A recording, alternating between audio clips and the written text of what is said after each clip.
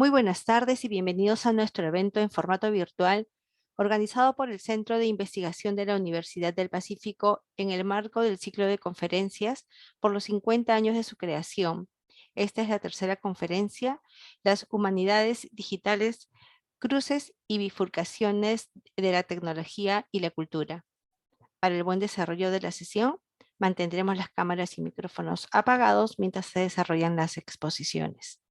Para dar inicio, le doy pase a la profesora Joana Camiche Segarra, directora e investigadora del Centro de Investigación de la Universidad del Pacífico y profesora del Departamento Académico de Economía de nuestra Casa de Estudios. Adelante, por favor, profesora Camiche.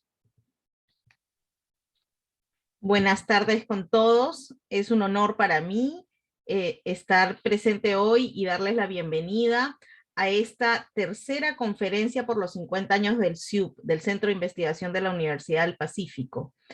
El centro fue fundado en 1972 y para nosotros es un orgullo celebrar estos primeros 50 años en los cuales hemos aportado al conocimiento del país, hemos hecho mucha investigación y estas conferencias, este ciclo de conferencias, lo que trata de hacer es mostrar la diversidad de temas en los cuales el CIUP aporta al país y al mundo. En esta tercera conferencia ha sido organizada por el área de Artes y Humanidades del CIUP. El CIUP tiene 11 áreas de investigación y entonces venimos desde el 1 de junio organizando un conjunto de conferencias, esta es la tercera, y que nos van a llevar hasta más o menos el mes de octubre para mostrar todo este aporte que hemos tenido y no solamente lo que hemos desarrollado, sino también la visión de futuro. Justamente esta tercera conferencia se titula Las Humanidades Digitales, Cruces y Bifurcaciones de la Tecnología y la Cultura. Realmente un tema y un título súper interesante que yo creo que convoca a muchísimos temas, a muchísimos investigadores por esta combinación de tecnología y cultura. Yo creo que va a ser en la línea de lo que hemos venido trabajando también una excelente conferencia. No quiero retenerlos más y entonces voy a dar pase a la profesora Martina Binatea, quien es coordinadora del área de Arte y Humanidades del Centro de Investigación de la Universidad del Pacífico y profesora principal del Departamento de Humanidades de esta misma casa de estudios. Les agradezco muchísimo por su presencia. Martina, te cedo la palabra. Muchas gracias. Gracias a ti, Joana. Buenas tardes. En el marco de las celebraciones por el 50º aniversario del Centro de Investigación de la Universidad del Pacífico, el área de Artes y Humanidades se complace en presentar la conferencia Las Humanidades Digitales, Cruces y Bifurcaciones de la Tecnología y la Cultura. Considero que es un tema de gran actualidad, pues históricamente las disciplinas que conforman las humanidades se han enfrentado constantemente al cambio. Sin embargo, los cambios en los últimos 30 años han sido mayores o más radicales por su vinculación con el entorno digital. Estudiosos de distintas disciplinas humanísticas se están formulando preguntas respecto de cómo lo digital se cruza con lo humanístico y de qué modo esa intersección transforma lo que entendemos como ciencias humanas. Dicho en palabras de Ángel Pérez, uno de nuestros expositores, ¿qué tienen que ver las ideas de Aristóteles, Cicerón, Descartes, Marcel Proust, con nociones como analítica de datos, programación, blockchain o inteligencia artificial? Las humanidades digitales no son solamente una continuación de las humanidades tradicionales, pues Internet y las nuevas tecnologías han cambiado tanto nuestra experiencia del mundo, nuestra vida y nuestras costumbres, que nos obligan a reflexionar desde distintas perspectivas que nos aportan los ámbitos del saber humanístico: la filosofía, la historia, la filología, la literatura, la lingüística. Y para conversar sobre este tema tenemos a 3 expositores. En primer lugar, voy a presentar a nuestro primer expositor, Luis Alonso Pastor, quien conversará sobre Ángel Pérez, sobre hibridación, tecnología y textualidad. Una breve reseña de nuestros primeros expositores. Luis Alonso es Research Scientist en el City Science Group del Media Lab en el MIT. Es doctor en arquitectura y ha supervisado la integración de diversas líneas de investigación: consumo de energía, simulación de ciudades y movilidad urbana, innovación industrial, inteligencia domótica, en el grupo de investigación que lidera. Son proyectos que ofrecen soluciones ante los desafíos del futuro con la intención de transformar ecosistemas a escala humana. Sus trabajos son interdisciplinarios e integran ámbitos como los indicadores urbanos, Big Data, robótica arquitectónica, sostenibilidad, e-learning e Internet de las cosas. Ángel Pérez Martínez es investigador del Centro de Investigación de la Universidad del Pacífico y profesor principal del Departamento Académico de Humanidades de nuestra universidad. Es doctor en Literatura Española por la Universidad Complutense de Madrid y tiene un máster en Filología Hispánica por el Centro Superior de Investigaciones Científicas de España. Sus artículos de difusión sobre humanidades digitales están recogidos en el libro ¿Qué diría Cicerón? El mundo digital en diálogo con las humanidades. Bolchiro, Madrid, 2021. Ha sido ganador del Premio Internacional de Crítica Literaria Amado Alonso en el 2004 y del Premio Nacional de Literatura Infantil y Juvenil El Barco de Vapor en 2009. Los dejo a nuestros dos expositores. Muchas gracias, Martina, por la presentación.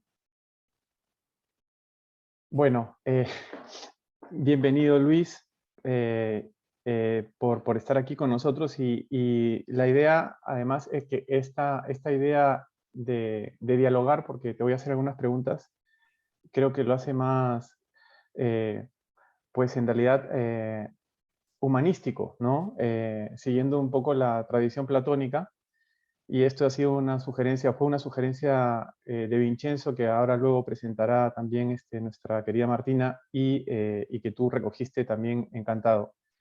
Y yo quería hablar, bueno, con Luis en un tono amigable y de colaboración, como siempre ha sido, porque yo creo que también el trabajo académico ligado a la afabilidad y amabilidad es importantísimo. Y la primera pregunta es acerca del contenido textual del libro. Es una pregunta muy simple, pero a la vez muy, muy compleja, ¿no? De la cual ya hemos hablado algunas veces. Los libros, tal como los conocemos, han cambiado o están cambiando, ¿no? Hemos visto que los libros no solamente cambian hacia lo digital, sino cambian de otras maneras. Y me comentabas en algún momento, Luis, que se pueden introducir otros elementos en el contenido de un libro, ¿no? Que no sea un contenido textual. Así que te dejo a ti hablar, que es a quien está referida la pregunta.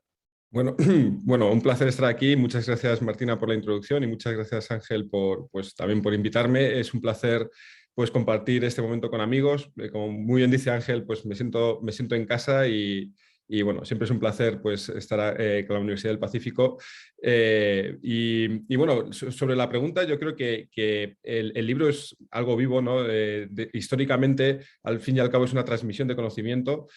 Yo siempre digo que cuando el primer libro pues son las cavernas, ¿no? Cuando la gente empieza a pintar en las cavernas, usa las últimas tecnologías que tiene a su mano, ¿no? Para pintar, y hace teatro con las luces para explicar, ¿no? Qué son los dioses, cuáles son los elementos a cazar, etc. Luego están pues, los egipcios con los jeroglíficos. El propio edificio es un libro. Las catedrales son libros para la gente que no podía leer, ¿no? Tenían que moverse por las catedrales, y la luz que había allí eran las últimas tecnologías. Siempre se ha utilizado la última tecnología para crear libros. Gutenberg crea, ¿no? Tecnología, es la máxima tecnología para poder imprimir libros, y simplemente seguimos en esa evolución. Yo creo que a día de hoy pues, existen muchísimos ejemplos de cómo, bueno, incluso tú en tu libro, ¿no? Hablas de cómo los libros ilustrados, pues, ¿no? Se empieza a utilizar mucho del conocimiento para poder ilustrar. Y yo creo que a día de hoy incluso se está empezando a introducir otros elementos como QRs, conexiones con pues, vídeos realizados en YouTube. En nuestro grupo de investigación tenemos varias tesis en las que tratamos de mapear en ciudades, ¿no? El comportamiento de los seres humanos mediante datos, que no puedes plasmar solo en libros o en gráficas, de repente tienes que crear un vídeo porque los datos cualitativos de cómo las personas viven ese espacio tiene que quedar plasmado en un vídeo. Y empezamos a conectar, ¿no?, casi con ese mundo del youtuber, que es algo súper apasionante. Y bueno, yo creo que simplemente el formato de comunicación se va enriqueciendo, no es que haya que el libro vaya a morir o algo así, sino que lo estamos enriqueciendo, estamos construyendo encima de ello y históricamente lo hemos hecho así. Alguna vez hablando contigo hablábamos de cómo hay los buenos libros que hacen una película sobre el libro y luego crean otra película y otra película. Al final estás enriqueciendo o destruyendo un poco esa historia quizá a veces, pero al final estás construyendo un mundo digital alrededor del mundo físico del libro que es apasionante y a día de hoy eso durante la historia se ha ido haciendo, pero es que a día de hoy lo puedes hacer casi en real time, ¿no? Cuando probablemente tu libro ya tenga 24 twitters hablando del libro o 24.000, no sé cuántos, tendrá su vida también en Facebook, tendrá su vida en LinkedIn. Entonces, el libro de repente ha trascendido el formato físico y a él le podemos conectar todos los metadatos, toda la vida virtual y toda la realidad aumentada que queramos, ¿no? No sé si estamos acostumbrados al concepto de realidad aumentada, pero al fin y al cabo es eso, ¿no? Y más tu trabajo, por ejemplo, es muy interesante porque ya mapeas el libro a la ciudad muchas veces, ¿no? Y a la persona escribiendo sobre la ciudad. Entonces yo creo que esa conexión está ahí y es apasionante, ¿no? No sé si he contestado un poco la pregunta, pero sé que, bueno. Mucho. No, no solo la contesta, sino que, bueno, viene de diálogos anteriores, pero que no es que esto esté preparado ni mucho menos, sino que vamos profundizando sobre algunos temas. De hecho, otro de los asuntos que me comentaste alguna vez fue sobre este cuidado de los contenidos, el cuidado de los contenidos digitales, porque hablábamos de cómo los archivos tradicionales cuidaban, por ejemplo, las cartas, los epistolarios, ¿no?, de grandes escritores, y podíamos luego trabajar sobre ellos, ¿no? Y tú me decías algo que me dejó pensando mucho, que es, ¿y qué hacemos hoy? O sea, con todos los correos que nos escribimos, ¿los cuidamos? ¿No los cuidamos? ¿Los cuidamos cuando escribimos? ¿Cómo vamos a trabajar sobre esos correos, sobre gente tan valiosa que escribe correos, ¿no? Y bueno, esto es otro asunto que no sé si quieres... Totalmente, ¿no? Eso, y es una pregunta más bien para vosotros, porque sois los expertos en filología, en análisis, ¿no?, de la vida de autores. ¿No? Hay muchísimo trabajo pues, en estudiar las cartas de Ortega y Gasset, ¿no?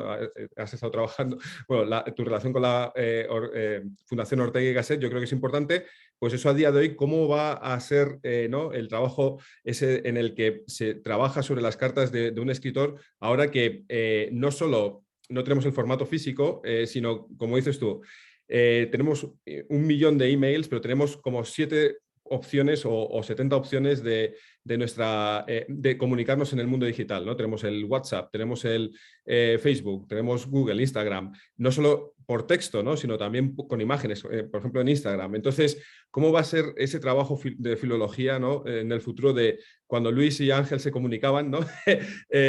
Empiecen a mirar nuestros mails, hay alguien que ya esté pensando en esto. Sin duda, hay instituciones, de hecho el MIT es una de las primeras instituciones que ha empezado a hacer archive, ¿no?, que ha empezado a archivar pues las páginas web que han existido, todo lo que ha habido en Internet, pero eso no nos archiva nuestros mails, ¿no? Entonces, yo creo que es una cosa muy interesante y creo que es algo que ya deberíamos empezar a pensar cómo vamos a trabajar en el futuro para cuando queramos encontrar esas conexiones entre autores, ese trabajo de los filólogos, cómo se está... pues cómo se va a tener que desarrollar. Y yo creo que ahí incluso a lo mejor podríamos generar algún tipo de spin-off o startup, ¿no?, en la que nos animamos y ayudamos a escritores a que puedan hacer su propio archivo histórico, ¿no?, en el que ya empiecen a cuidar esas cosas. Porque Ortega, por ejemplo, tenía varias copias de sus cartas y gracias a eso pues ha podido hacer mucha trazabilidad.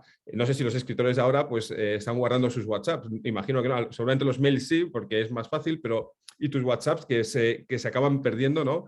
O muchas otras redes sociales, ¿no?, donde se pierde el contenido textual. Ahora también nos expresamos mucho con vídeos, con imágenes. Pues muchas veces cuando se han tomado librerías, o sea, todas las bibliotecas de algún autor, esos pequeños papelitos que iban dentro de los libros se han tirado a la basura porque parecía que no tenían ningún tipo de interés, ¿no? Al final nos quedamos solo con los libros, pero a día de hoy yo creo que lo que es muy importante es precisamente esos metadatos que estamos perdiendo, ¿no? ¿Cómo vamos a poder recuperarlos si es que se pueden recuperar? O a lo mejor, si somos escritores o si queremos dejar una trazabilidad, ¿cómo podemos dejar nuestra trazabilidad ahora que se habla tanto del twin digital, ¿no? ¿Cómo podemos dejar nuestra trazabilidad escrita si queremos dejar esa trascendencia que antes pues se dejaba de 1000 formas físicas? Ahora no existe eso. ¿Cómo va a ser nuestro twin digital que deje algo ahí para que a propósito o a lo mejor no a propósito, ¿no? Pero yo creo que ahí hay un debate que las humanidades tienen que empezar a decir, oye, esto es importante, ¿por qué no trabajamos en ello? Yo creo que incluso hay un campo, para generar negocio, pero bueno. Siempre me asombro de la sintonía cuando hablamos, pero también de la increíble necesidad de hablar entre personas que tienen perfiles distintos. Ahora, por ejemplo, hablabas de la filología. Hemos hablado también de hibridismo contigo y también de otras dimensiones que espero pronunciar bien, como antidisciplinariedad, interdisciplinariedad o multidisciplinariedad. ¿Por qué crees que es importante esto? Porque o sea, ¿lo ves relevante? Además, en tu trabajo, Luis, tú que tienes un trabajo tan amplio, con temas urbanísticos, de inteligencia artificial, pensando en la sociedad. No, claro. De hecho, ahora ya incluso estamos en la transdisciplinaridad, ¿no? Porque tenemos que ser sensibles no solo a ser antidisciplinares, a salir de nuestra zona de confort, sino que además ser un poco sensibles a a la diversidad de pensamiento, ¿no? Así que ya es el siguiente nivel y me parece muy interesante porque justo en la conferencia hemos hablado, ¿no?, que es el cruce y bifurcación de la tecnología y la cultura. Como he dicho al principio, la tecnología es cultura y la cultura es tecnología. Es que el conocimiento es una sola cosa. De hecho, el ser humano nunca había dividido el conocimiento hasta que ya no pudo abarcar el conocimiento y nos tuvimos que superespecializar. Pero gente como Miguel Ángel o Leonardo son genios porque realmente debían ser gente bastante genial, pero sobre todo porque tenían al alcance todo el conocimiento europeo de ese momento y podían conectar ideas.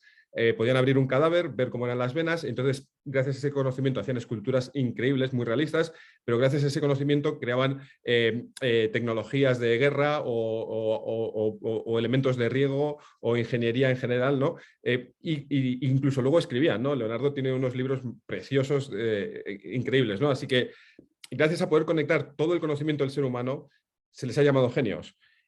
Luego, el conocimiento del ser humano ha crecido tantísimo que no lo hemos podido abarcar.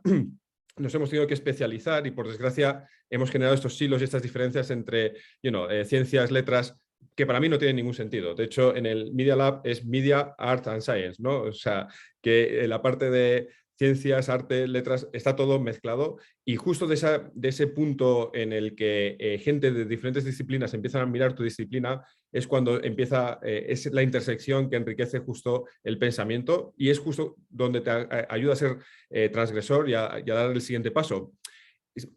Por el contrario, históricamente todos los gremios hemos creado nuestro propio discurso. Los arquitectos, cuando hablamos de arquitectura, lo hacemos de una forma que solo los arquitectos nos entienden, ¿no? Lo cual es muy triste porque los abogados, lo mismo, ¿no? Es como no queremos intrusismo, entonces, bueno, los arquitectos en nuestro caso es más porque queremos parecer que somos muy inteligentes, pero no, estoy de broma. Pero lo que quiero decir es que cada silo ha creado su propio lenguaje para que no haya intrusismo y ahora hay que romper esos silos, hay que empezar a hablar más o menos en un lenguaje que todo el mundo entienda y colaborar, porque justo ahí está la innovación. Y es justo, históricamente veréis que la diversidad de ideas, gente que no pertenece a un campo, que de repente llega a ese campo, lo transforma totalmente y ahí es donde está la riqueza. Y otra cuestión que me dejó pensando y que es que recuerdo en nuestras conversaciones que creo que son una especie de viajes que van profundizando en algunos asuntos. Cuando hablamos de digitalización, tú me dijiste, sí es importante la digitalización, pero habría que pensar más allá incluso de la digitalización. Habría que empezar por definir la tecnología y cómo el ser humano desde el principio es tecnológico. ¿Y qué es lo que viene después de la digitalización? Porque claro, ahora resulta importante. De hecho, esta reunión multipartita además, ¿no? Lima, Boston, Miami, Madrid, la tenemos gracias a la digitalización, pero hay algo más todavía que viene, y seguro que viene. ¿Qué es lo que ves tú sobre lo que viene? Hombre, no, está bien. Sin duda es, vamos, creo que lo has dicho perfectamente y es un poco lo que decía al principio, ¿no? Que el ser humano siempre hemos usado las últimas tecnologías para comunicarnos, ¿no? Desde que estábamos en el fuego hablábamos, luego intentamos poner esos pensamientos en las paredes de las cuevas, luego en las catedrales, etcétera, etcétera, en un libro. Y ahora pues usamos las herramientas digitales para comunicarnos. ¿Y qué viene después de lo digital? A ver, tenemos enfrente un gran reto que es el cambio climático y un gran reto que es trabajar juntos. Nos hemos polarizado, nos hemos vuelto muy individualistas debido a la pandemia y a un montón de razones, y ahora hay que volver a trabajar juntos, con gente que no nos gusta, que no nos caen bien. Y ese es el reto. Si no hacemos eso, no va a haber nada después de la digitalización, ya te lo digo yo. Estamos perdidos como seres humanos. Así que va a haber que empezar a trabajar juntos otra vez y a pensar nuevas formas de probablemente contaminar menos, tener un impacto ambiental menor. Así que yo creo que vamos a empezar a mirar más hacia el mundo biotecnológico, que la parte bio ya está dando fuerte. Sin duda va a haber una digitalización en la que la digitalización va a estar más apoyada en temas más biosostenibles. Por ejemplo, a lo mejor vamos a tener materiales que sean biológicos y nuestros edificios a lo mejor van a estar más vivos de lo que queremos, ¿no? ¿Y cómo eso va a afectar a la comunicación? Pues a lo mejor incluso vamos a tener que empezar a comunicarnos ya no con robots, sino con incluso elementos orgánicos que formen parte de nuestros edificios, de nuestros elementos móviles, etc. Ahora, yo no soy, por desgracia, no soy Nicolás Negroponte o un gran visionario o Julio Verne, ¿no? En este caso, que pueda predecir el futuro, pero estoy seguro que nuestra comunicación va a cambiar y bueno, ya lo estamos viendo. O sea, para mí, un youtuber, a día de hoy, tiene un gran valor. De hecho, utilizo mucho a los youtubers porque tienen mucho conocimiento. Cuando estoy trabajando con un programa, por ejemplo, y no sé cómo seguir al siguiente paso, lo busco en YouTube y tengo la solución allí, ¿no? Incluso cuando estoy cocinando, a veces también lo hago. Al final, yo creo que vamos a empezar a integrar todos estos elementos, pero no sé lo que va a surgir ahí. Tenemos el gran reto del mundo virtual, sobre todo de la realidad aumentada. Yo creo que nos va a ayudar mucho a integrar toda ese twin digital en la realidad. O sea, vamos a poder ver la realidad y tener información sobrepuesta a esa realidad. Eso yo creo que a la gente que está en literatura tiene que hacerles vibrar el cerebro y decir, bueno, voy a poder crear libros, voy a poder crear conocimiento en el que la realidad y la ficción se pueden unir, ¿no? Yo creo que eso es brutal. Y luego está el gran peligro un poco de que eso se convierta casi en una droga y que nos metamos ya no solo en la realidad aumentada, sino en la realidad virtual.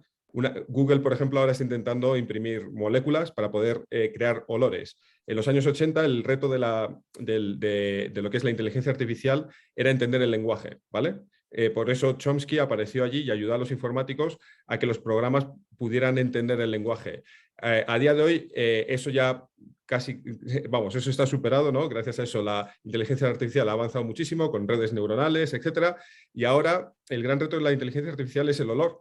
Parece una tontería, pero en cuanto podamos crear moléculas y olores, y ya digo, Google y otras empresas están invirtiendo en ello, la realidad virtual va a ser tan real porque vamos a poder tener la visión, ya tenemos tenemos la visión, la sensórica, y nos falta el olor. Una vez que ocurra eso, el mundo creativo yo creo que puede explotar también, y es maravilloso, pero a la par puede ser la droga del futuro, ¿no? A ver, si yo puedo estar en Hawái todo el día, voy a intentar estar allí, ¿no? Aunque sea un mundo virtual, y la gente va a intentar eludir un poco la realidad quizá con eso, ¿no? Pero bueno, ahí lo dejo.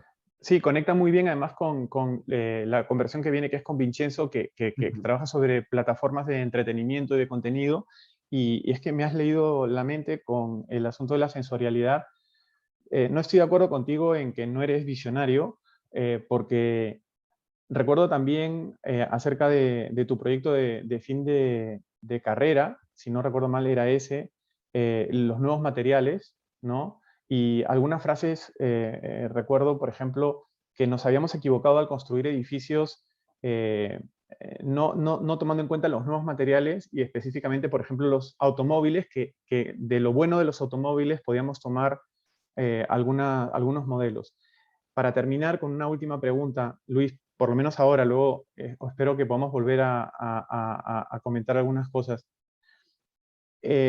Cuando hablamos de ciudades a escala humana, en relación a todo lo que dices, ¿qué crees que es lo más importante? O sea, porque otra vez, al final hemos de centrarnos en la humanidad, con todo esto de la sensorialidad y los peligros, ¿no?, que hay.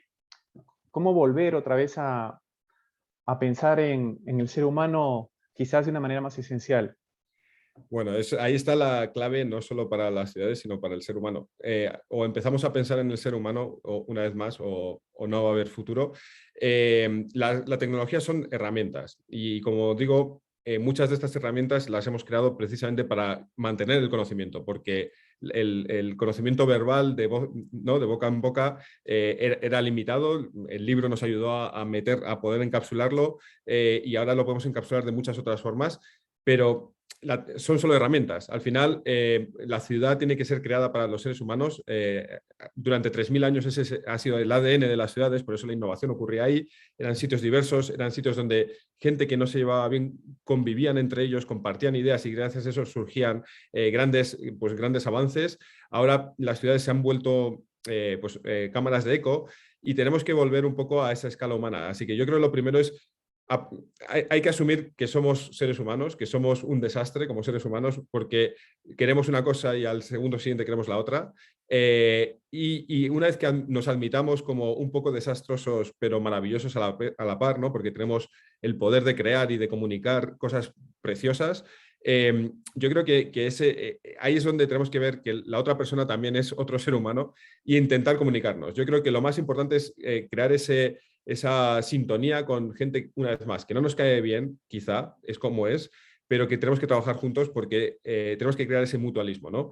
Si no hay un mutualismo, todo el mundo habla de que el capitalismo funciona muy bien, ¿no?, porque es la naturaleza, el pez grande se come al pez pequeño, pero al final, sinceramente, eso es en la naturaleza. La depredación es solo un 10% de la naturaleza. El 90% de la naturaleza se basa en mutualismo. En ese pájaro, ¿no?, que ha cambiado su pico para poder entrar dentro de la flor y comer el polen, y en esa flor que ha cambiado los estambres para que el pájaro pueda comer su polen, pero también polinizar. A la flor le da un poco igual el pájaro, en el fondo. O sea, bueno, es muy egoísta ella quiere polinizar, y al pájaro le da igual un poco la flor, el pájaro quiere comer.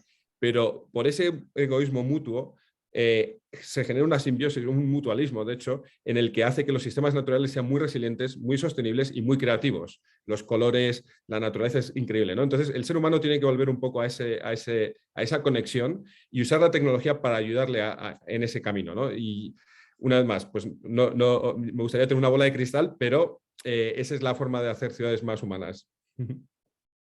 Muchísimas gracias. Bueno, yo creo que ya estamos sobre el tiempo. Yo espero ahora volver luego a conversar. Ahí aparecía Martina. Así que creo que, bueno, muchísimas gracias, Luis, por todo lo que nos has dicho. Un placer. Muchas gracias, Ángel. Así es, mil gracias, Luis.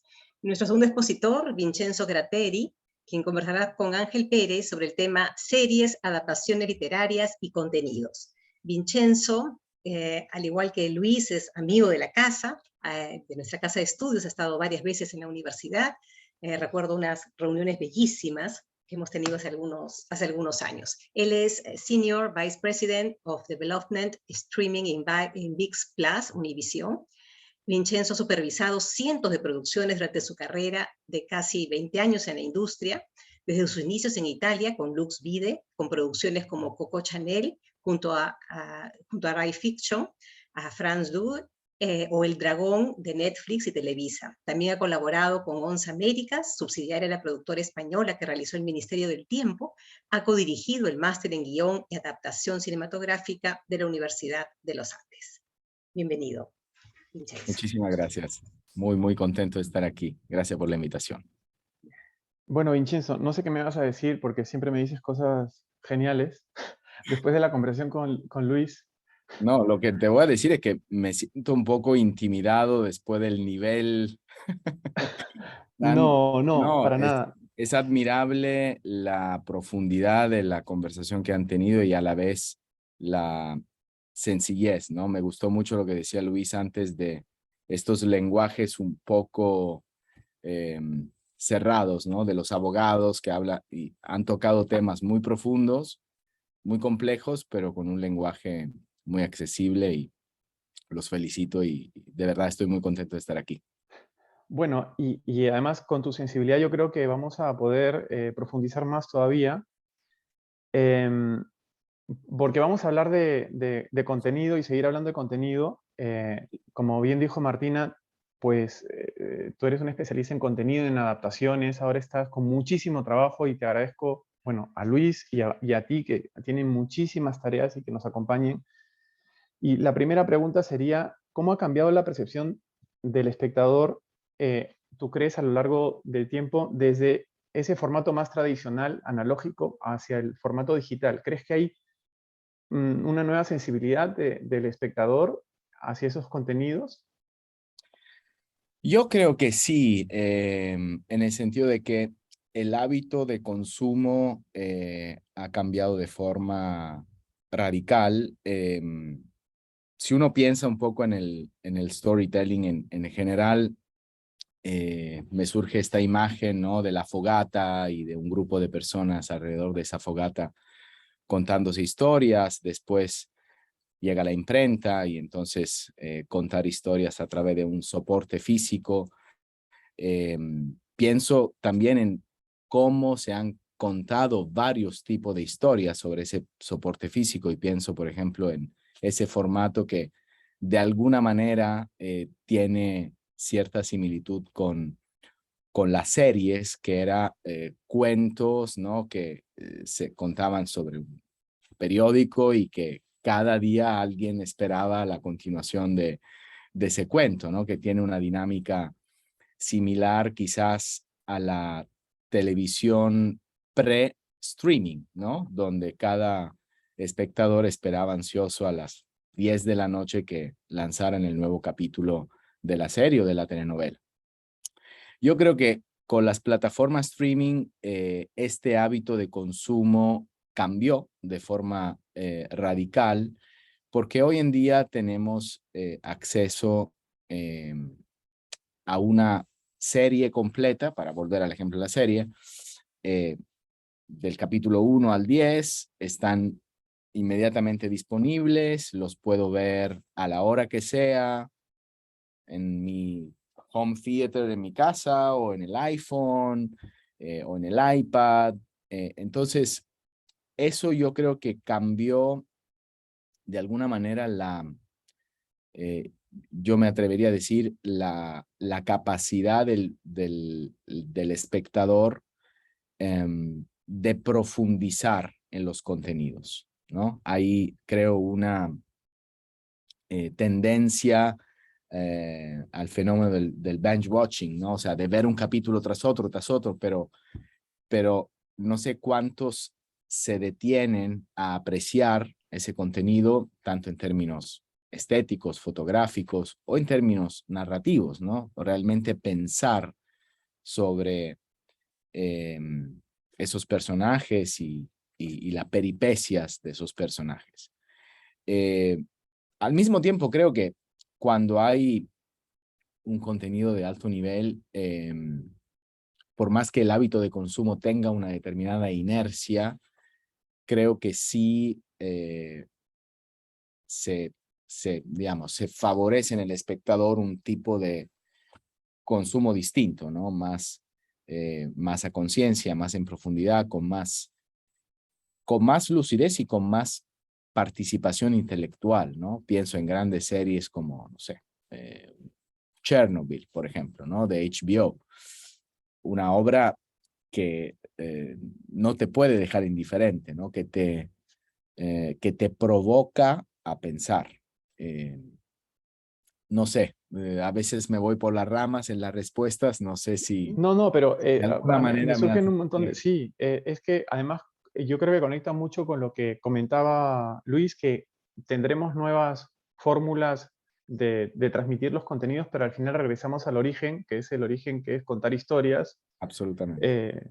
Quizás es muy curioso todo esto de las series, porque bueno, también hemos hablado, pero desde la crítica literaria sabemos que la adaptación de una novela es más amable en una serie muchas veces, porque la novela por entregas decimonónica, tal como la pensaron escritores como Jules Verne o Claro, Alejandro Dumas, tenía mucho de esto, de esperar, ¿no? Y de esperar la nueva entrega. Al final la emoción es la misma, o sea, ¿no? sí, Está esa tensión de querer saber. Cuando tú hablas de esta profundización, ¿no? Realmente el espectador que quiere seguir, podríamos hablar de spin-off, de las continuaciones de las series por otros senderos. ¿Tú crees que hay también espectadores que estén interesados a lo mejor en leer el guión, en leer la obra de donde viene? ¿Te has puesto a pensar en eso? ¿Tienes alguna opinión? yo creo que un espectador más ilustrado, por así decirlo, o más interesado, que pertenece de alguna manera a la industria o en general al ámbito creativo, quizás sí. De lo contrario, no creo que sea un fenómeno, digamos, masivo, ¿no? Sí conozco algunos ejemplos de guiones de películas de mucho éxito que se han publicado, ¿no? Además con una, ¿cómo se dice? Una confección muy cuidada, ¿no? Con fotos de la película dentro del guión, pero yo creo que el fenómeno de la profundización quizás no va tanto en esa dirección, por lo menos en términos masivos no, sino sí creo que, por ejemplo, una serie o una película basada en una novela puede generar y ha generado, y se ha demostrado con estadísticas de cómo subieron las ventas de tal novela después que se estrenó la serie o la película basada en esa novela. O sea, creo que esa curiosidad sí es un fenómeno masivo y me parece muy hermoso porque claramente en cualquier adaptación, por más lograda que sea, siempre se pierden no solo matices, sino se pierde la experiencia de ser tú el director de esa historia. O sea, cuando tú lees un libro y visualizas esos escenarios y esas situaciones, claramente eso siempre es más satisfactorio de cómo lo imaginó otro director y de cómo lo plasmó en pantalla. Entonces creo que esa experiencia ninguna adaptación la puede lograr. El de ser el propio director de Sí. esa novela, ¿no? Y aquí, bueno, voy a unir dos preguntas porque ya me has respondido parte, que es, la primera es, ¿por qué crees que esa formación humanística podría ser importante para un trabajo como el que tú realizas? Porque tú vienes de una formación humanística, pero es doble la pregunta porque ahora tú trabajas con una plataforma digital, has trabajado muchísimo con producciones en donde has tenido que también entender mucho de tecnología. ¿Cómo es esto del diálogo entre el informático, a lo mejor el jefe de producción, el que está más ligado a la técnica y el que tiene una formación más cinematográfica, más de adaptación? ¿Cómo logras o cómo entiendes tú esa vinculación? Hablábamos con Luis de lo transdisciplinario. ¿Es importante? ¿Cómo lo ves para el futuro? Yo creo que para el futuro y para el presente también lo veo como algo eh, más que importante o indispensable, o sea, como algo inevitable. ¿En qué sentido? O sea, acudiendo a una imagen quizás un poco burda, pero cuando uno va a un supermercado hay una, ¿cómo se llama? Una estantería, ¿no? Y en esa estantería hay varios productos. Claramente el consumidor va al supermercado porque le interesa comprar el producto, ¿no? Pero la estantería es importante también, porque si no estuviera bien expuesto, ordenado, con el precio, no encontraría ese producto. Entonces, haciendo esta misma analogía con la plataforma digital versus contenido. La plataforma en sí, toda la infraestructura informática y tecnológica que hay detrás de cualquier plataforma streaming del mundo, es un poco una estantería. Y cuanto más accesible y ordenada y clara sea, mejor. Al mismo tiempo, nadie se suscribe a Netflix o Amazon o pronto a ViX Plus, donde tengo el honor de trabajar y lanzamos en la segunda mitad del próximo mes. Sabemos que no se van a suscribir porque vamos a tener la plataforma más amigable y más rápida, sino lo van a hacer, ojalá, por la calidad de nuestros contenidos. Ahora, aún veniendo del mundo de las humanidades, teniendo esa formación, tampoco quiero decir que nosotros, los humanistas, somos los más importantes. O sea, siento que hay una necesidad mutua, por eso creo que es una relación inevitable. Mis colegas aquí, ingenieros informáticos que están trabajando 24 horas al día para estar listos para el lanzamiento de ViX Plus, sin nosotros no tendrían trabajo y nosotros sin ellos tampoco tendríamos trabajo, ¿no? Porque hay que crear una estantería donde mostrar las series que estamos produciendo. Así que coincido plenamente con esa reflexión de Luis de que hay que aprender a entenderse y a encontrarse y a trabajar juntos, incluso con las personas que no nos caen muy bien. Me gustó mucho esa parte. Sí, es Es muy buenísima. importante. Es muy buena y bueno, además tú eres una persona que además en todo esto del buscar nuevos horizontes, tú has buscado una formación también en negocios, ¿no? Hiciste un MBA y te lanzaste a hacer, o sea, ya tenías una maestría, hiciste un MBA para entender mejor todo esto. Y quería hacerte un par de preguntas más, que también uno, porque has hablado ya de ViX, en parte es para que nos cuentes un poco de las adaptaciones, lo que nos puedas decir, porque, claro, seguramente en nuestro auditorio no muchos conocen a ViX, pero, y aquí viene la siguiente, que es, ViX es una plataforma que ha apostado por el español, Sí, ¿no? Y tú estás en Miami, y tú sí. eres italiano, y estás liderando en parte un proyecto que apuesta por el español. Ujú. ¿Qué nos puedes decir de esto? Bueno, primero aclaro que ya me siento ítalo-peruano, ¿no? Por mi mujer y por las veces que he viajado a Lima y por lo mucho que quiero al Perú.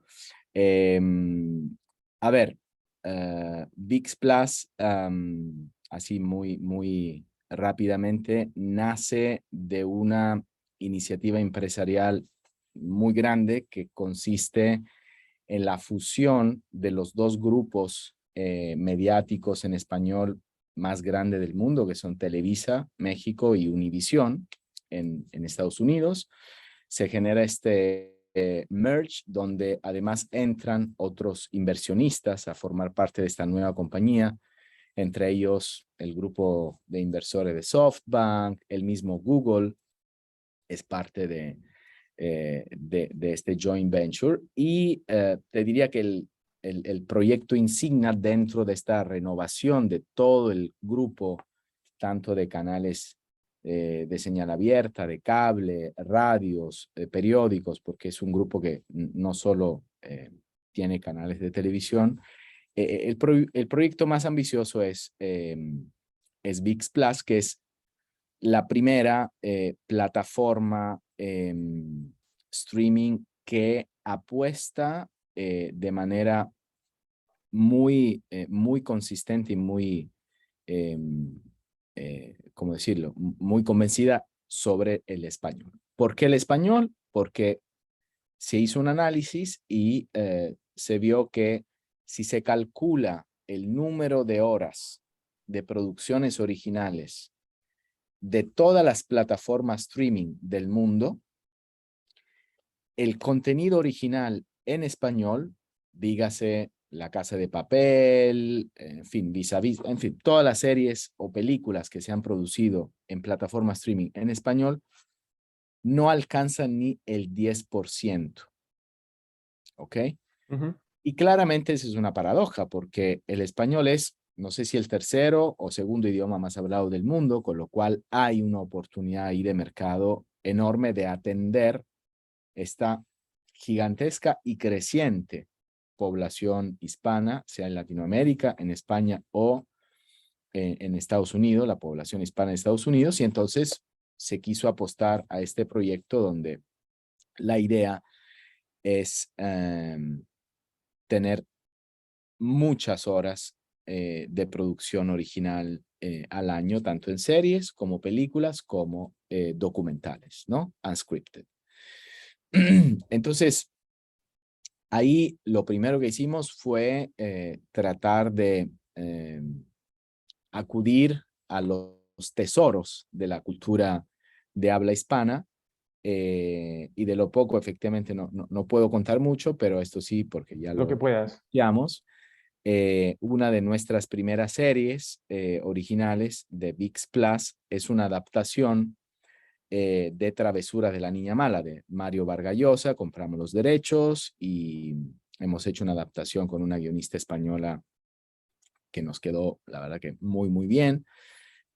Justo mañana se anuncia el fichaje de la actriz protagonista, que seguramente la van a reconocer, no lo puedo decir todavía, pero mañana sale el anuncio en todos los medios de prensa especializada y la van a ubicar.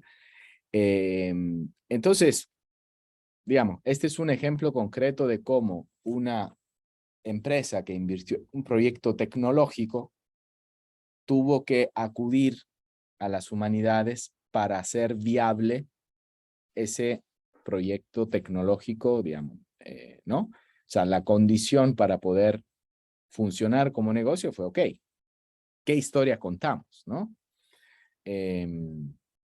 Otro deal que se anunció y estamos también cerca de arrancar la producción es con María Dueñas, la escritora del Tiempo entre Costuras. Tenemos un deal con ella y ya hemos elegido una historia que además en este caso no es la adaptación de una novela suya, sino que escribió una serie original para nosotros. Pero a lo mejor a raíz de esa serie, si Dios quiere que nos vaya bien, escribirá el libro. Entonces Qué podría ser interesante, un sí. proceso un poco al revés, ¿no? Se Sí. hace primero la serie y después la novela. En fin, lo más importante son las historias, eso no cabe duda. Sí, bueno, es que al final yo creo que volvemos al punto de partida, pero en una especie de círculos concéntricos que son súper importantes. Y yo, bueno, ahora comentaré sobre todo por el cuidado que hemos de tener de no perder esas tradiciones, ¿no? En un mundo como el que estamos.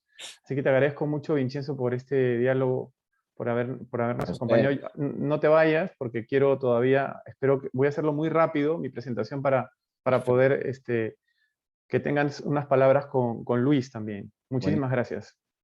A ti, bye. Gracias, Vincenzo. Finalmente, Ángel Pérez va a exponer el tema Las humanidades digitales, algunas perspectivas. Muy bien, bueno, mientras va cargando el PowerPoint, pero en realidad lo que voy a hacer es algo muy rápido porque yo creo que en realidad, no sé si sobra lo que voy a decir, pero en realidad lo más interesante es la conversación que hemos tenido y la que espero poder tener todavía un poquito más. Así que voy rápido para poder invitar otra vez a nuestros queridos panelistas.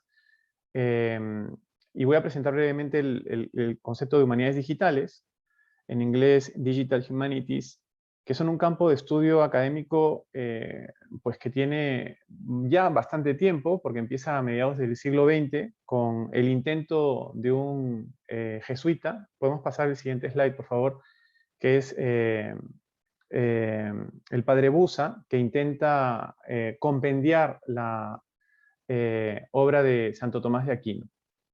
Entonces, con el desarrollo informático, esta idea de potenciar el contenido estaba presente en la mente de muchos humanistas. a partir de la conversación que hemos tenido con Luis y con Vincenzo, creo que una clave es el cuidado del contenido, ¿no? Y el cuidado del contenido no solamente se ha de realizar en la tradición editorial física, sino también en la tradición digital. Es parte del testigo que quiere recoger las humanidades digitales. Entonces, no sé si podemos pasar el siguiente slide, ¿sí? Bueno, voy a pasar rápidamente porque está la capacidad del análisis textual, el procesamiento inteligente de datos, la preservación de archivos digitales, como hemos comentado con Luis, y el análisis del discurso digital, ¿no? El siguiente slide, por favor. La idea es potenciar no solo las búsquedas textuales, sino entender mejor los procesos de la inteligencia artificial para poder generar contenido, lo cual puede sonar contradictorio, pero ya hay inteligencia artificial que genera historias o que genera música y digamos, el entendimiento de esto es fundamental para poder tener herramientas colaborativas que, digamos, sigan la tradición que hemos comentado y una tradición humana, ¿no? Antecedentes también hay, como está aquí presente en la presentación, las Humanity Computing o la Linguistic Computing, que son digamos, líneas de trabajo que están más en el procesamiento de textos, también en el manejo de los archivos digitales, y otra vez la idea del cuidado de la edición está presente, el cuidado de la edición ya sea textual, ya sea musical, ya sea del contenido audiovisual. Siguiente slide. Bueno, hemos hablado de la inteligencia artificial, pero tenemos arte digital, el pixel art, que trabaja con píxeles, el arte generativo, y luego la definición de productos que estaban pensados a lo mejor en relación al blockchain, como los NFTs, pero que ahora también pueden ser denominadores de obras originales, porque ya saben que hay obras digitales que pueden ser originales y pueden ser compradas. En todo esto, las humanidades, claro que tienen algo que decir, porque cuando hablamos de originalidad en el producto, cuando hablamos de diseño, pues en el fondo estamos hablando también de estética, estamos hablando de arte, y un desafío para las humanidades es no solamente definir estos objetos, sino también saber analizarlos, en el fondo hacer una crítica cultural adecuada y a la altura. Siguiente, por favor.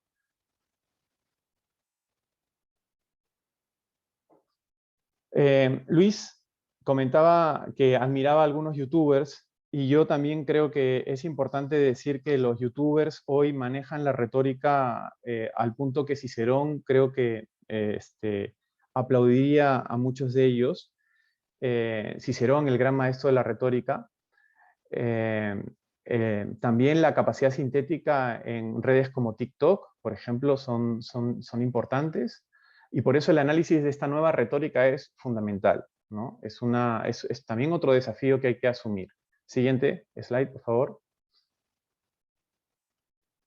Bueno, las herramientas desde las humanidades son múltiples, ¿no? Hemos hablado de la comprensión lectora también, de la edición textual, de la capacidad crítica, también de la actitud, ¿no? Que desde, por ejemplo, la filosofía o la historia podemos encontrar, para empezar, la humildad de saber que no sabemos nada, como diría Sócrates, y la búsqueda de un saber universal, como motivaban los enciclopedistas franceses, ¿no? En todo esto, en la línea de lo que comentaba también uno de nuestros expositores, cuando hablamos del lenguaje, cuando hablamos de la lengua española, el cuidado por la lengua, el cuidado por la cultura, por las tradiciones es fundamental, y en eso pues también hay un horizonte inmenso que hay que trabajar desde las nuevas tecnologías. Siguiente slide, por favor. Algunos ejemplos, ya para terminar, invitar otra vez a nuestros panelistas muy recientes, el Repainting the Canvas, One Pixel at a Time, de The New York Times. Esto tiene días, ¿no? Un artículo sobre precisamente este arte digital, hablamos del pixel art. Siguiente slide, por favor. O este proyecto del Rochester Institute of Technology, de hacer un mapa cultural, ¿no? Donde no solamente está los lugares gastronómicos, sino también las tradiciones históricas, ¿no? En la ciudad. Siguiente slide. O este otro proyecto también del RIT sobre una mirada al espacio limpia digitalmente, es decir, tomar un telescopio virtual con lo que se puede ver, lo que realmente se puede observar, pero limpiarlo de ruidos lumínicos. Siguiente slide. Este artículo también maravilloso en donde una serie de programadores decodificaron las notas secretas de Charles Dickens, que era un aficionado a la criptografía, y bueno, la unión de informática y humanidades aquí dio a la luz pues algunas claves para encontrar estos escritos del famoso escritor inglés. Siguiente slide. Este proyecto también aquí en Madrid, el AIMA del Media Lab del Matadero de Madrid, inteligencia artificial y música. Hablamos de composiciones musicales realizadas por inteligencia artificial. Siguiente. Cuando hablamos de plataformas, por ejemplo, los videojuegos también, porque tienen una narrativa. Bueno, esta serie High Score de Netflix es una muestra de cómo los videojuegos esconden arte, esconden narratividad, esconden tradiciones culturales y relatos, muchos relatos. Siguiente slide.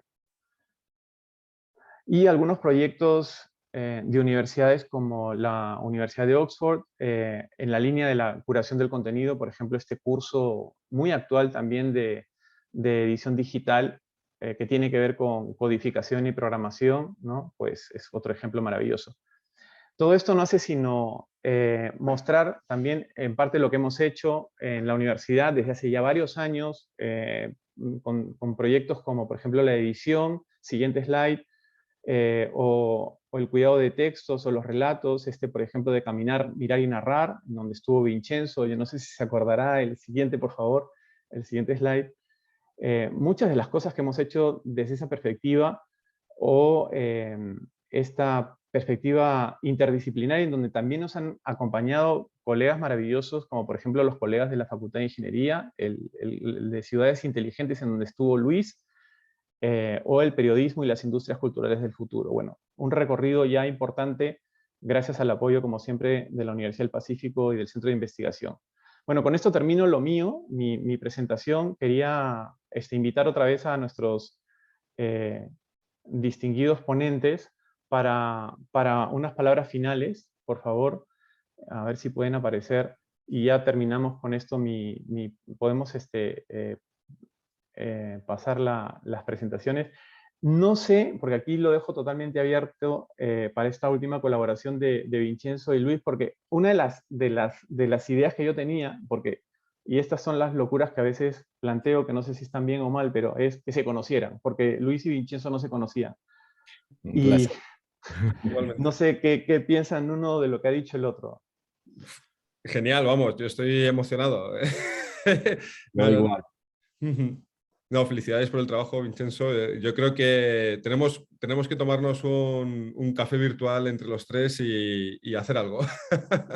Incluso si fuera presencial, mejor, porque yo Sin también duda. estoy sumamente agradecido con las nuevas tecnologías. Me gustó muchísimo lo que dijiste antes, de que en el fondo, desde las pinturas en las cuevas hasta las catedrales, siempre se usó la última tecnología del momento para producir esas obras, y en ese sentido soy un tecnófilo, o sea, soy muy, ¿no? Agradecido con la tecnología. De hecho, hemos armado todo el equipo de trabajo. Yo he contratado 7 personas y nunca me reuní con ellos. Todo fue hasta ahora todo por Zoom, pero sí creo que la convivialidad y un café en persona y poder tomarse esos tiempos que la pantalla de tal hora a tal hora, ¿no? Ojalá podamos volver a tener un encuentro en persona y reflexionar juntos en vivo. Totalmente, estoy totalmente de acuerdo, y en persona, sin duda. De hecho, estoy bastante cansado del Zoom. Me encanta, ¿no?, que volvamos otra vez a lo presencial. Estoy volviendo a viajar y yo creo que la experiencia que has relatado, o sea, encima que haya sido creado casi todo desde el punto virtual, ¿no? Ni siquiera conocías al equipo, ¿no? Ahí me surgen 1.000.000 de preguntas, ¿no? O sea, ¿cómo lo has hecho, no? Me parece genial, es increíble. O sea, estoy muy impresionado y creo que, no sé, o sea, no te sentiste, o sea, cuando te enfrentas a algo así, no te sientes en pánico. Yo muchas veces me digo, ostras, todo lo que quiero hacer, ¿no? Y me encuentro ahí en pánico, ¿no? No sé muy bien. ¿Cómo reaccionas frente a eso? Yo creo que la pandemia en ese sentido nos ha entrenado, ¿no? A vencer las barreras inevitables de la desconfianza cuando no tienes la oportunidad de conocer en persona a alguien que tiene que trabajar contigo. Yo me acuerdo cuando empecé a trabajar y en los varios trabajos que tuve, la entrevista más importante con el Big Boss siempre fue o un desayuno o un almuerzo. O sea, no solo una entrevista en persona, sino vamos a almorzar juntos, porque ahí, ¿no? Uno entiende y conoce muchas cosas de la otra persona. Creo que la pandemia nos ha entrenado en ese sentido a colaborar, a coescribir, a coproducir a la distancia, y eso quizás me permitió no entrar en pánico, como dices tú, frente a la decisión que era indispensable de tener que armar un equipo rápidamente, lo mejor que se pudiera. Y sí, se pudo. Ahora estamos ya programando un offsite, poder reunirnos todos juntos y hacer sesiones de trabajo presenciales, pero hay gente que está en Los Ángeles, otra en Ciudad de México, aquí en Miami, Colombia, entonces... ¿Y cómo te sientes con la llegada, o sea, por ejemplo, Netflix, ¿no? Todos tenemos ahora este algoritmo, ¿no? Que lo que ha matado es el la serendipia, ¿no? El poder... A mí me encantaba ir al videoclub, ¿no? Bueno, me encanta seguir yendo a las librerías, comprar libros, porque simplemente ando por la biblioteca o la librería, agarro un libro, ¿no? Pero yo creo que los algoritmos estos que nos dicen lo que nos gusta, ¿no? Han matado un poco todo esto. No sé, como parte del sector, ¿tú cómo ves la inteligencia artificial aplicada a todo esto y qué podemos hacer, ¿no? ¿Cuál sería el siguiente paso? A ver, yo creo que ese algoritmo, que sin duda el de Netflix es el más eficiente del mundo, invierten millones de dólares al año, lo sabrás mejor que yo, justamente para seguir afinando eso, porque cuanto más aciertan con respecto a los gustos que tenemos como espectadores, más información tienen para diseñar shows que van en línea con esos gustos, ¿no? Ahora, yo creo que, no recuerdo si esa anécdota, ya estoy un poco confundido con la memoria, pero no sé si la escuché o la leí en el libro que escribió Isaacson sobre Steve Jobs, pero Steve Jobs no tenía, digamos, datos comprobables de que la gente iba a necesitar de un iPad, ¿no? Además era una cosa medio extraña, un poco más grande que un celular, pero no es un computador, no tiene teclado, etcétera. Entonces no se ha basado sobre una información similar a la que puede darte un algoritmo, sino que se salió de esa zona de seguridad, de esa información dura, e inventó algo que terminó siendo, ¿no?, muy bien recibido. Entonces, yo creo que es tarea nuestra por finalmente, todavía, por suerte, las decisiones las seguimos tomando nosotros, que somos personas. El algoritmo nos da mucha información, creo que muy valiosa, pero al mismo tiempo creo que tenemos que seguir manteniendo esta zona también más experimental, de poder hacer cosas que realmente no hay ninguna información al respecto, pero algo nos dice, ¿no? La intuición nos dice que puede ser muy bien recibida por el público, y aunque no tengamos el respaldo del algoritmo, lo vamos a hacer igual. Totalmente. No tienes una bola de cristal, afortunadamente. Eso es lo que hacemos con nuestros modelos, que también creamos, ¿no?, modelos matemáticos basados en datos.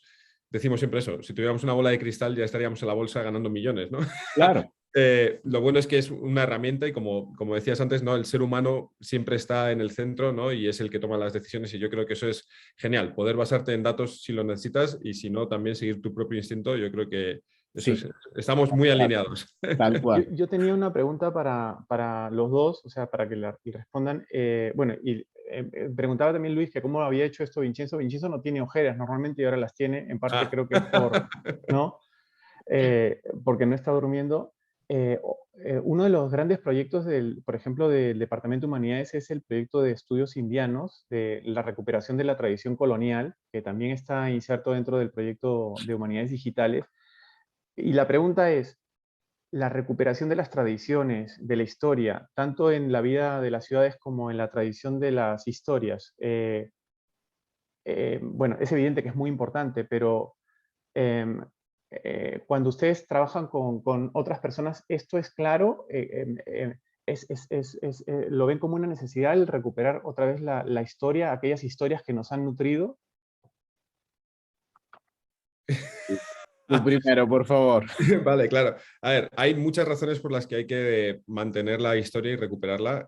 Lo primero por aprender de la historia y que no volvamos a caer en la misma piedra, cosa que siempre se nos olvida. Los seres humanos, mucha gente dice que la historia es cíclica. Yo creo que es que los seres humanos somos un desastre, como ya he dicho, y siempre tropezamos con la misma piedra.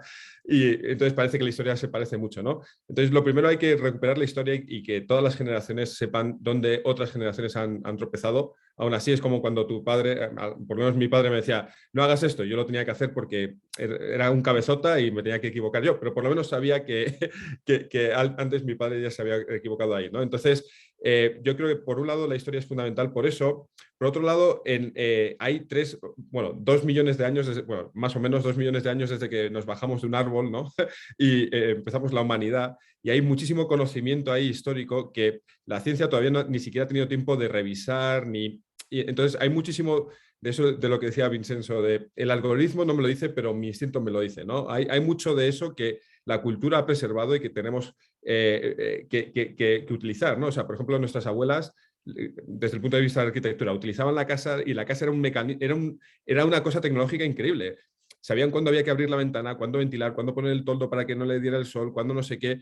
De repente llegamos los arquitectos modernos y dijimos, no, ponle aire acondicionado y todas las casas son iguales. Y dices, bueno, pues ahí estamos destruyendo el planeta porque estamos quemando ¿no? Electricidad para calentar cuando nuestra abuela, pues simplemente sabiendo cómo utilizar ese mecanismo, podía climatizar la casa. Entonces, hay muchísimo en la historia, no es solo porque es bonito y porque hay que mantener las culturas, sino porque es que hay conocimiento ahí que estamos simplemente no hemos tenido tiempo de revisar, que hemos ignorado simplemente porque creemos que somos mejores y yo creo que hay que mantenerlo en ese sentido. Entonces hay muchísimas razones por las que lo revisamos y cuando hacemos colaboraciones es una parte fundamental, por eso hacemos colaboraciones con ciudades en todo el mundo porque cada lugar tiene una cultura diferente, tiene una historia diferente, un reto diferente y los algoritmos casualmente no funcionan igual en Boston que en Guadalajara, México, ¿no? Entonces es apasionante.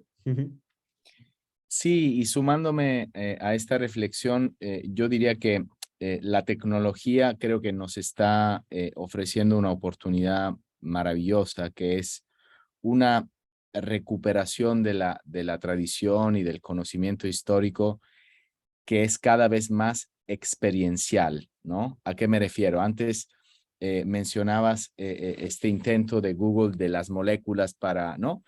Pero yo sueño un día en el que pueda ir al Museo de Ciencias Naturales de Washington, que es uno de mis museos favoritos, y poder pasar unos minutos en una cueva y realmente sentir el olor que sentía mi antepasado en ese momento, ¿no? O imagínate lo mismo, un museo experiencial sobre la Segunda Guerra Mundial donde, no sé, puedes estar en una trinchera y realmente, ¿no? O sea, esa posibilidad de que esa recuperación de la tradición de la historia no sea solo un tema intelectual, sino experiencial, porque eso realmente te marca mucho más y creo que te enseña mucho más, ¿no?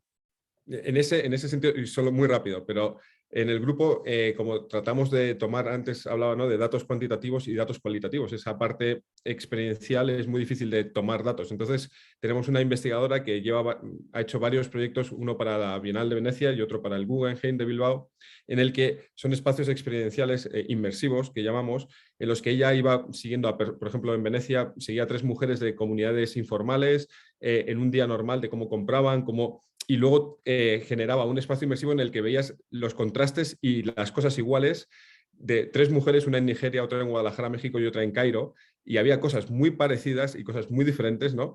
Y era precioso estar en un espacio inmersivo en el que veías eso. Imagínate si pudieras haber tenido también el olor, tenías el sonido, Entonces yo creo que ahí hay un filón muy importante, sobre todo, y de hecho para el Guggenheim estuvimos con un editor, con un par de personas de Netflix, o sea que a lo mejor para la siguiente te llamamos Vicenzo y Encantado. la liamos. Buenísimo. Sí, yo creo que aquí va a salir un documental o algo mejor, porque puede ser, o sea, pueden ser muchas cosas, pero me parece que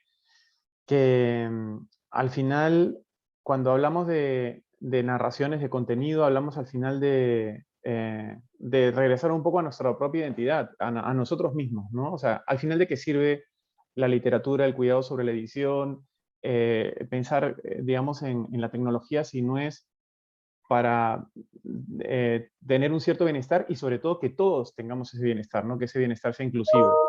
Entonces, en esa línea, pues me parece que todo lo que ustedes han dicho es un desafío también, ¿no? Y bueno, me encanta el que lo hayan comentado y creo que, pues, de todas maneras tenemos que tomarnos un café. Esa es la conclusión que saco de todo esto. Feliz. Creo que nos ha ya vencido el tiempo. Bueno, muchísimas gracias por la generosidad de Luis y la generosidad de Vincenzo Gracias a usted. y también por el equipo que ha permitido este espacio y a Martina también que nos ha presentado y que lidera ese proyecto tan bonito de estudios indianos que ahora también va a despedir el espacio. Mil gracias. Agradezco la participación de Ángel, de Luis, de Vincenzo y el interés de todos ustedes en esta actividad. Antes de despedirme, los invito a participar de la 4ª conferencia en conmemoración de los 50 años del Centro de Investigación, el próximo miércoles 6 de julio a las 5, cuyo título es Políticas de Regulación, Infraestructura y Competencia, Agenda Pendiente, organizada por el Área de Regulación, Infraestructura y Competencia. Buenas noches y muchas gracias a todos. Muchas gracias. Muchas gracias. Buenas Un noches. gusto verlos. Bye.